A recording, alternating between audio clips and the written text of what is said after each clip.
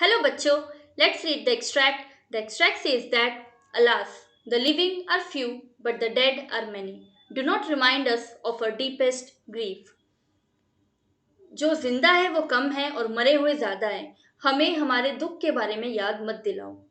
Let's read the question. Question number A says that who is the speaker of these words? ये शब्द कौन कह रहा है? Question number B, who are these words being addressed to and in what context? ये शब्द किसको कहे जा रहे हैं और किस संदर्भ में कहे जा रहे हैं? Question number C, what idea is conveyed by the phrase living are few but dead are many? जिंदा कम है और मरे हुए ज्यादा हैं.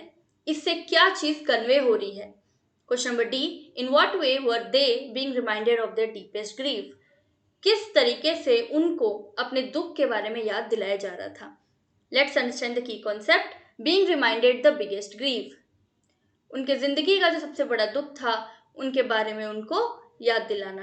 Answer to question number A, the speaker of these words are the people whom Kisa Gautami asked for a handful of mustard seed. इन शब्दों का जो स्पीकर है वो लोग हैं जिनके पास कीसा गौतमी आई है हथेली भर या फिर कह सके जितना हाथ में आ जाए इतने सरसों के बीज मांगने. Question answer to question number B, these words are addressed to Kisa Gautami. ये वर्ड्स किसको कहे जा रहे हैं? कीसा गौतमी को. They spoke these words when she told them that she would accept the mustard if no near and dear one of their family had died. ये कीसा गौतमी को ये शब्द इसलिए कहे जा रहे हैं क्योंकि उसने उनको ये कहा था कि वो बीज तभी लेगी जब आपके घर में आपके किसी करीबी की मौत ना हुई हो.